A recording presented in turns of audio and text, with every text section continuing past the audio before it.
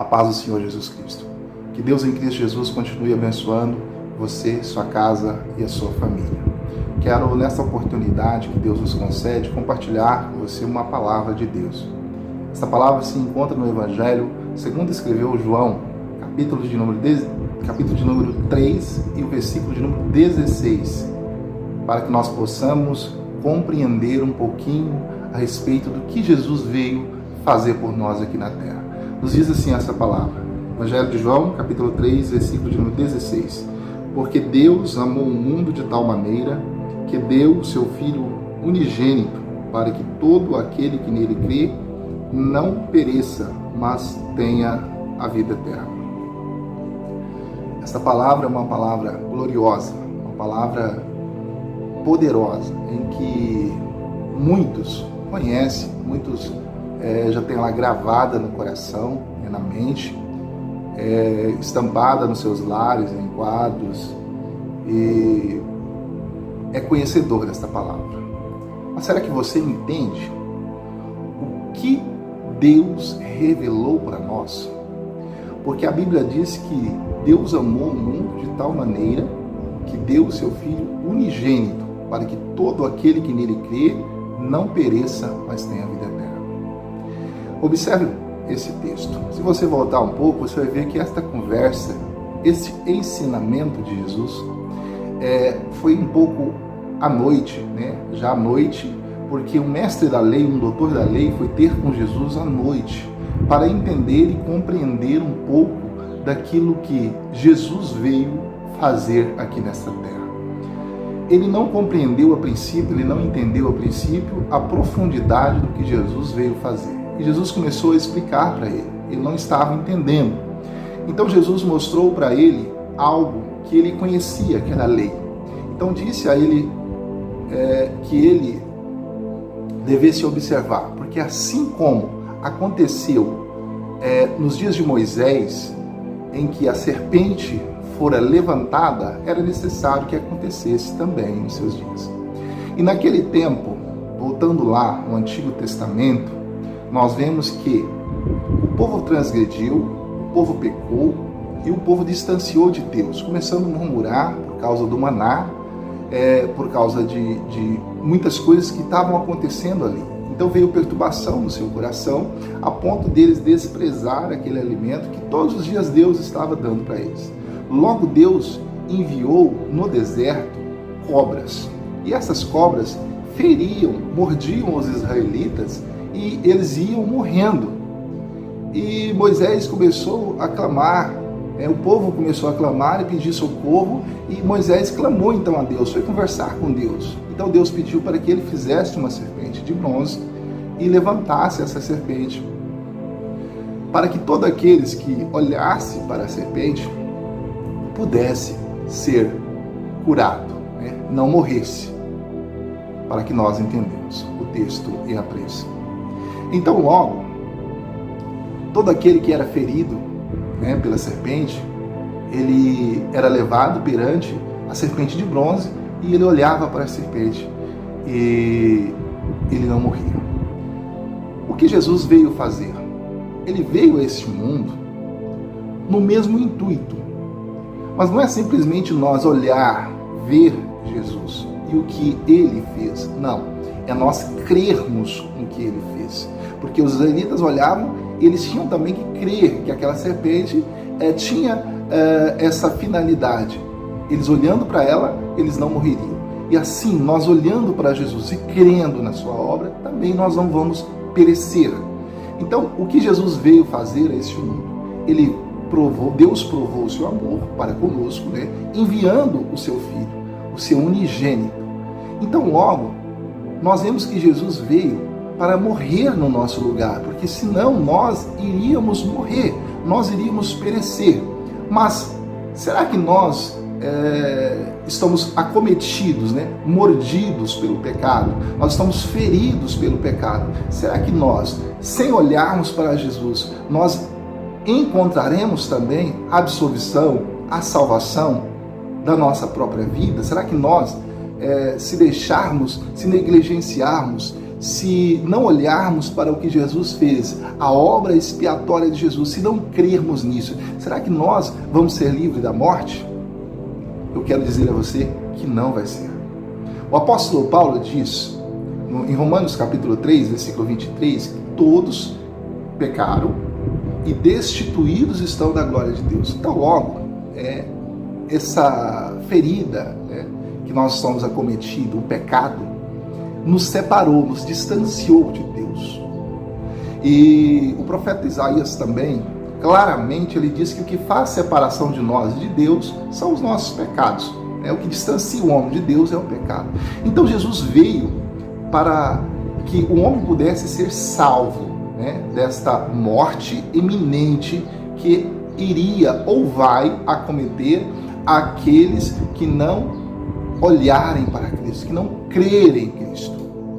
Nicodemos entendeu esta palavra e nós também podemos entender, porque Jesus explicou muito bem. Jesus disse que aquele que crer nele não é confundido, aquele que olhar para Jesus, que crer na sua obra, ele não vai ser confundido, né?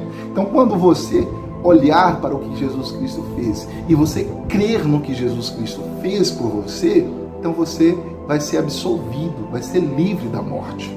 Essa é a salvação, né, que nós e muitos mensageiros de Deus vêm pregando, vêm ensinando. Só que o que às vezes é confundido é o amor, porque as pessoas imaginam que Deus me ama, então logo Ele não quer o mal para a minha vida e eu não vou morrer, eu não vou, no sentido espiritual, morrer todos nós vamos, mas morrer no sentido espiritual, descer para o inferno, ir para o inferno, eu não vou, porque Deus é amor, Deus não quer o mal para ninguém. E é verdade, Deus não quer o mal para ninguém, mas o amor de Deus não é superior à sua justiça, né? Deus nos ama, mas Ele também é justo. E o que Ele veio fazer, na pessoa de Jesus Cristo aqui nessa terra, foi livrar o homem da morte iminente, né? Da morte eterna. E todo aquele que crer nele, ele não vai perecer, ele não vai morrer, ele não vai ser destruído. Mas se não crer em Jesus Cristo, vai ser destruído. Observa o texto. Deus continua amando. Deus continua mostrando o seu amor, porque Ele amou, diz a Escritura, todos, e Ele ama todos de igual modo. Deus não faz acepção de pessoas como às vezes nós, seres humanos, fazemos, e muitas das vezes fazemos isso, separando o bom do ruim, aquele é melhor do que aquele. Deus não faz isso. O amor de Deus, Ele é um amor perfeito. Ele não faz essa separação. Ele ama todos de igual modo. Ele ama todos da mesma forma, com a mesma intensidade, com a mesma profundidade. E o que nós temos que entender é: esse amor de Deus não é superior à sua justiça. Observe que o homem foi expulso lá do Jardim do Éden. Se você voltar lá no Gênesis, você vai ver que o homem foi expulso do Jardim do Éden porque ele pecou, porque ele transgrediu a lei de Deus, porque Deus havia dito para ele que de todas as árvores do jardim ele poderia comer livremente, mas uma árvore especificamente, aquela que revelava, que trazia conhecimento do bem e do mal, ele não poderia comer do seu fruto, ele não poderia ter contato com ela. E o homem, né, através da mulher primeiro, e depois o homem, consequentemente, também comeram, absorveram isso, esse conhecimento, e então ele foi expulso, ele foi distanciado de Deus por meio do pecado. E Deus continuou amando o homem, continuou cuidando, né? Logo após fez roupa para eles, quando eles pecaram, fez roupa para eles, né? Cozendo ali folhas e tapando ali as suas vergonhas, porque eles viram, o homem viu que estava nu, e isso trouxe vergonha perante Deus. Então Deus tapou, fez roupa para eles de peles de animais e cobriu a sua vergonha. Então o que nós devemos entender é: todos, sem exceção, pecaram, porque todos nós somos origem, né, de Adão e Eva, deste primeiro homem e dessa primeira mulher. Então todos nós somos descendentes. Então logo nós vemos que todos pecamos e estamos distanciados de Deus por causa desse pecado. Então Deus provando, mostrando que Ele continua amando, que Ele continua cuidando de nós, nos deu a oportunidade de nós sermos absolvidos, regenerados e novamente voltarmos a sermos participantes da sua mesa, a termos esta comunhão com Ele. Ele enviou o seu Filho Jesus Cristo, provando para nós que Ele nos ama. Só que observa, a justiça de Deus ainda continua, né? Ele não tem compromisso com o pecado. Ele pode nos amar, Ele pode continuar nos amando, mas o pecado para Ele é abominação. Ele não aceita o pecado, Ele não aceita a transgressão da sua lei. Então entenda isso, tá? Foi para isso que Jesus veio. Ele veio para morrer no nosso lugar e redimir-nos, tirar esta culpa, esta acusação que pesa sobre os nossos ombros. E Ele atribuiu isso na pessoa dele, tendo uma morte horrível, a morte de um criminoso, a morte de cruz, o mais baixo grau de morte. Jesus morreu ali em nosso lugar, porque essa culpa era minha, era sua, era nossa. Então entenda isso. Jesus veio e morreu no nosso lugar. Então observe que Ele disse que todo aquele que nele crer não vai morrer. Se você descer a partir do versículo 17, 18, 19, 20 até o 21, você vai ver que Jesus vai continuar dizendo que quem crer nele não é confundido, jamais vai ser confundido. E aquele que não crer nele, ele está condenado, porque não crê no unigênito Filho de Deus. Então observa que a condenação continua para aquele que não crê. Para aquele que despreza, para aquele que menospreza Cristo, a condenação continua. Um dia ele vai perecer aqui nessa terra e ele vai para o inferno. Em uma outra oportunidade, eu vou trazer para você o que é o inferno e o quão terrível é o inferno. Muitas pessoas pensam que o inferno é aqui na terra, E até um texto bíblico que pode talvez trazer uma alusão a isso é que Paulo diz que tudo aquilo que nós semearmos, nós vamos colher. Quer dizer, se eu fizer o mal, eu vou colher o mal. Mas isso não necessariamente aqui somente nessa terra.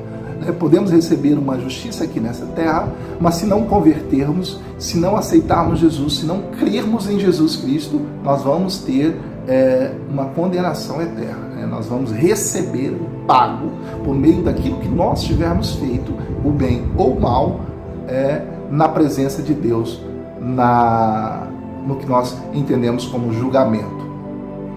Então vamos voltar aqui ao texto em apreço. Jesus veio para que nós não morrêssemos. Assim como a serpente que Moisés fez, a serpente de bronze, foi colocada lá no deserto. E todos os israelitas, quando eram acometidos, eram mordidos, eram feridos pelas cobras, eles olhavam para aquela serpente e eles criam que eles olhando para ela, eles não morreriam. E não morriam. Isso foi a salvação para aquele povo que desobedeceram, que transgrediram a lei de Deus naquele tempo. O que nós vemos hoje na pessoa de Jesus Cristo e devemos entender é que Ele também é a salvação para nós, que estamos acometidos, que estamos mordidos, feridos pelo pecado. Então, se eu pensar que eu não tenho pecado, eu já estou pecando, O apóstolo João, ele disse isso na sua carta. Se eu disser que não tenho pecado, eu já sou pecador transgressor, só dizer isso. Porque todos nós pecamos e todos nós estamos acometidos por esse vírus, por essa bactéria terrível que vai matar, que vai destruir a nossa alma, que vai lançar a nossa alma no inferno se nós não convertermos. Então entenda isso. Deus continua me amando, Deus continua te amando, mas o amor de Deus não é superior à sua justiça. Ele é justo. Ele não tem o culpado por inocente. Então, por isso que Jesus veio, para mostrar que Deus continua nos amando, que Deus continua dando para nós a oportunidade de nós sermos salvos. É só olhar para Jesus, é só crer em Jesus, é só confiar em Jesus, é só andar pela sua palavra, caminhar pelos caminhos propostos na sua palavra, que nós não vamos perecer, nós não vamos morrer. O que tem sido negligenciado nesse texto em apreço é que muitos dos pregadores, muitos dos ministros de Deus, eles têm negligenciado a justiça de Deus e falado do amor de Deus como se o amor de Deus absolvesse a injustiça. Que é se Deus fosse conivente com a injustiça. Deus não é conivente com a injustiça.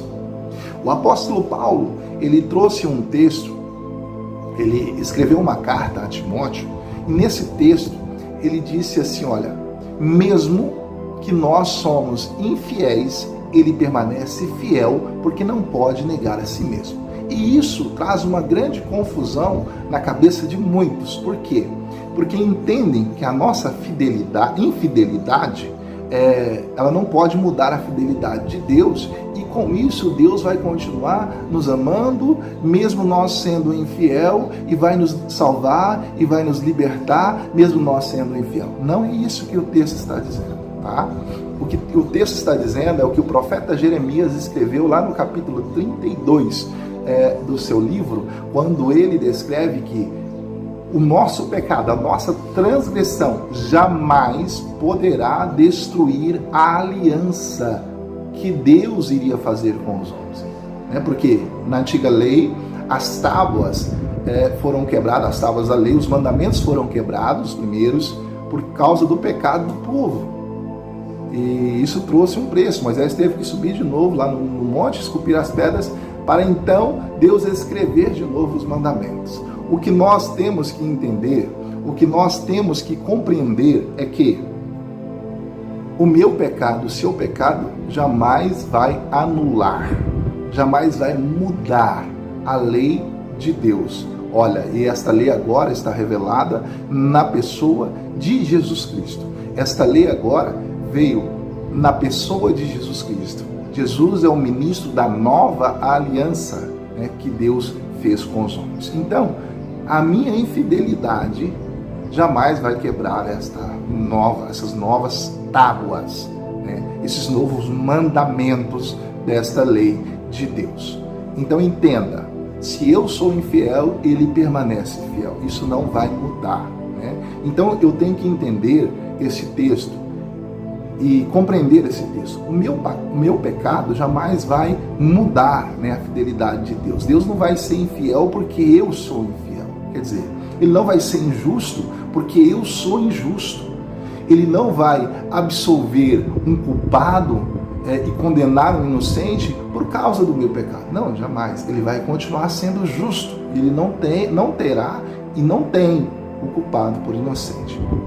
Então observe, volte de novo no Evangelho segundo escreveu João, no capítulo 3, versículo 16 a seguir, você vai entender por que o versículo de número 17 fala que todo aquele que nele crê não será confundido, mas aquele que não crê já está condenado. É por isso. É porque jamais o amor de Deus vai anular isso. Isso é justiça de Deus. Deus é justo. Ele deu para nós a absolvição, e a absolvição é crermos em Jesus, olhar para Jesus e apegarmos a sua palavra, nós abraçarmos com Cristo e estarmos motivados a fazer a sua vontade. Então não se engane, não se deixe enganar. Por quê? Porque muitos têm se deixado enganar com isso, dizendo Deus me ama e Deus não quer o mal para mim. E realmente Deus te ama e Ele não quer o mal para você. O que quer o mal para você é o próprio mal, é o inimigo, é Satanás, que tem iludido, que tem enganado as pessoas, e muitas dessas pessoas têm sido enganadas por o que nós conhecemos como meias verdades, Porque Eva, volte lá no início de novo, no livro da criação, e você vai ver Eva sendo enganada por meias verdades. A verdade era que toda árvore do jardim eles poderiam comer livremente, mas a árvore que estava no meio do jardim, eles não poderiam comer. Mas Satanás recitou para ela que Deus havia dito que eles poderiam comer de toda a árvore do jardim. Então observe que ele falou meias verdades, né? A parte que ele falou era uma verdade. Eles poderiam comer, mas tinha uma exceção. Uma dentre as milhares e milhões, eles não poderiam comer. Né? E o que resta para nós? O bem nós podemos fazer, né? Mas o mal nós não podemos fazer. Às vezes fazemos por causa do pecado em nós, como diz o apóstolo Paulo, que o bem que ele queria fazer ele não fazia, mas o mal que ele não queria ele acabava fazendo. Quer dizer, isso é inconscientemente. Ele não tinha consenso com o mal que ele fazia. E assim nós não podemos ter, porque nós conhecemos a justiça de Deus. Deus é justo e ele vai fazer justiça nessa terra. Ele é um juiz perfeito. Ele vai fazer justiça nessa terra. E a sua justiça, o que ele vai fazer nessa terra é destruir todo o inimigo da sua obra. Então, se você não crer, logo você é um inimigo dessa obra. Por quê? Porque você não crer em Deus, você não crer na oportunidade que Deus está te dando, que é a pessoa de Jesus Cristo. Você não crê no seu unigênito. Então, observe só, vamos trazer para o sentido natural aqui rapidamente. Você pegar o seu filho e ali tem um assassino, vamos supor que o nosso país não tem pena de morte, vamos supor que tivesse pena de morte, como muitos países têm. Um assassino, alguém que está no corredor da morte, né, vai ser sentenciado e você dizer assim, não, peraí, eu vou te absolver, você está livre e o meu filho, a quem eu amo, vai morrer no seu lugar. Não, faça essa metáfora, analise dessa forma e você vai entender o que Deus fez. Eu e você éramos como esse assassino, ou somos como esse assassino, no corredor da morte, diante do julgamento que não tem absolvição, né? É um julgamento para a morte mesmo, porque pecamos, desobedecemos, transgredimos, somos então acometidos por esse mal e estamos no corredor da morte para sermos mortos. E aí Deus fala, para aí, esse não vai morrer, meu filho vai morrer no lugar dele, meu filho vai morrer no lugar dela. Então foi isso que Jesus veio fazer. Observe que com isso a nossa vida não nos pertence mais, ela pertence a Deus, se nós cremos dessa forma, se nós entendermos dessa forma. A nossa vida pertence a Deus. O apóstolo Paulo disse um texto que também é conhecido pelos amantes das Escrituras. Ele disse assim, olha, não vivo eu mais, mas Cristo vive em mim. Por que ele disse isso? Porque ele cria em Cristo. Ele creu no sacrifício que Cristo Jesus fez por ele. Então Paulo, como os demais apóstolos, como a igreja primitiva, estavam convictos que a obra que Jesus Cristo fez por eles era superior. Então eles viviam, deram a sua vida para Deus e viviam em conformidade com a vontade de Deus, mediante a instrução de Cristo Jesus. Então, quando alguém chegar para você e dizer assim, Cristo te ama, ou Deus te ama, você pode dizer para ele assim, eu tenho consciência disso. Mas agora, o que você deve ter consciência é o que eu estou fazendo para devolver ou para ser grato a esse amor de Deus, a esse amor de Cristo.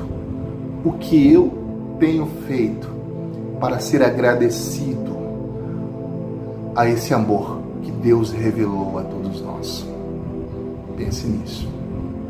Porque muitas das vezes nós não fazemos nada ou quase nada. Quando é pedido para nós crermos, obedecermos a sua palavra, nem isso nós fazemos.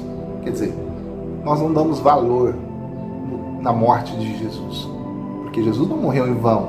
Ele morreu num propósito, ele morreu para me salvar, para me libertar, para me dar absolução, para te dar absolução. Mas eu tenho sido agradecido a Deus? Você tem sido agradecido a Deus? Ou você acha que Cristo morreu para nós continuarmos transgredindo a sua palavra? Cristo morreu para nos dar liberdade, para que nós continuamos desprezando a sua obra expiatória. Olha, se você tem pensado dessa forma, que Cristo morreu, te salvou e hoje você está livre e nenhuma condenação tem mais na sua vida, como diz o apóstolo Paulo também à igreja em Roma, no capítulo 8, no versículo 1, que nenhuma condenação há para os que estão em Cristo Jesus, tá?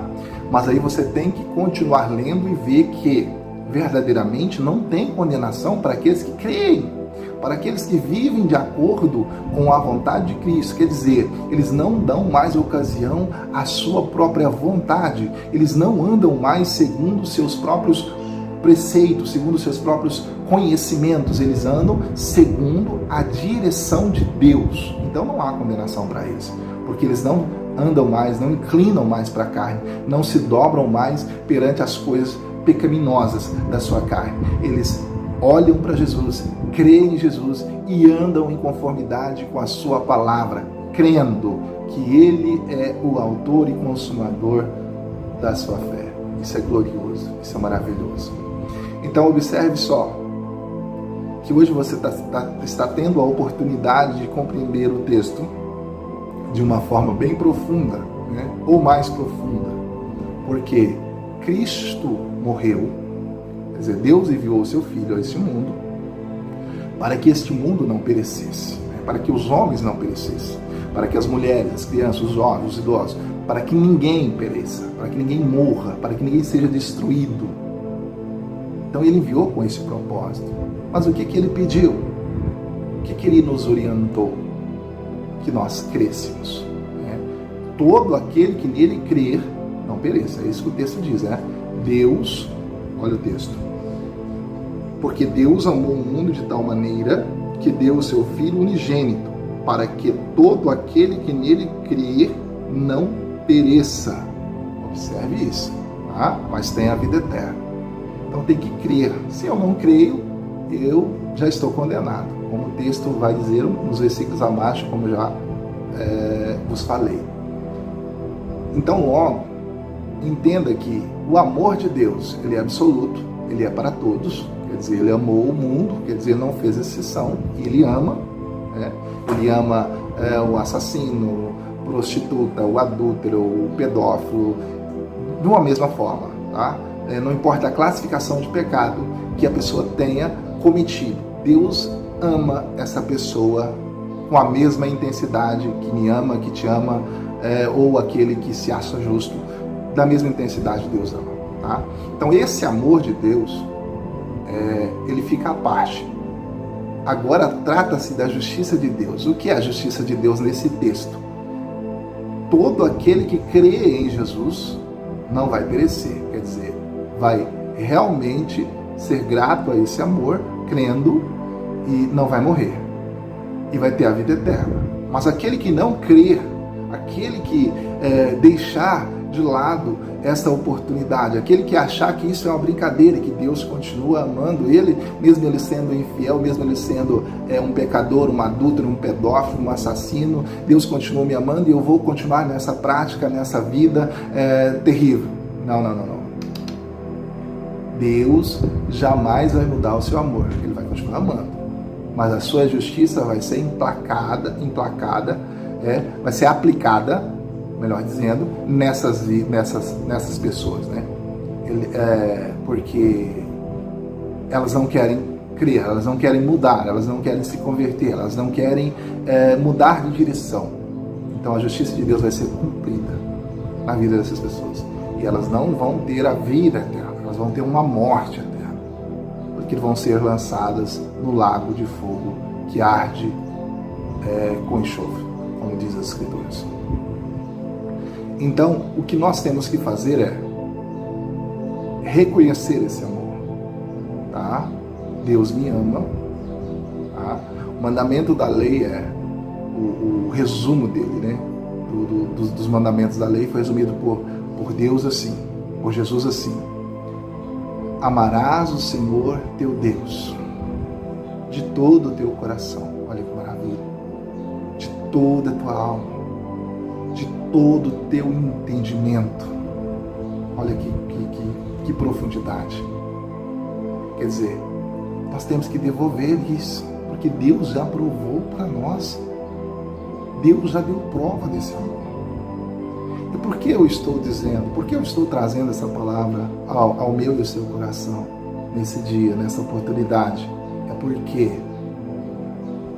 o segundo mandamento semelhante a este é: amarás o teu próximo como a ti mesmo. Assim como eu me amo, eu também tenho que te amar e transmitir para você esta palavra sem rodeios, essa palavra na sua íntegra, sem te ocultar essas verdades, tá?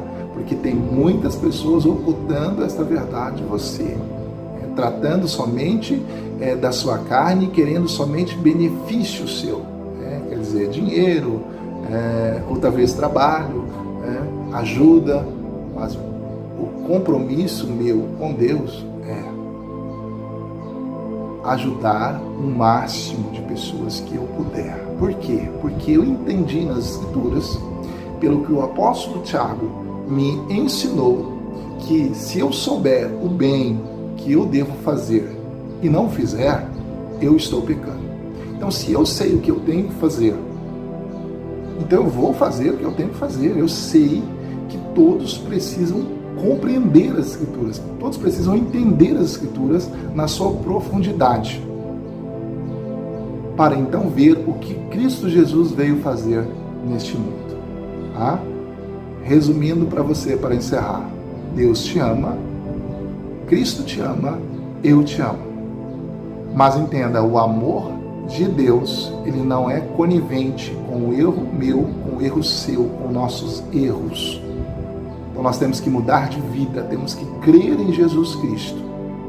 Se nós continuarmos lendo o texto abaixo, aí, os versículos abaixo do capítulo 3:16 a seguir, aí, os versículos abaixo, nós vamos ver que nós não estamos andando em trevas, quer dizer, nós viemos para Jesus, para que as nossas obras sejam manifestadas pela luz, por Cristo, para que todos vejam.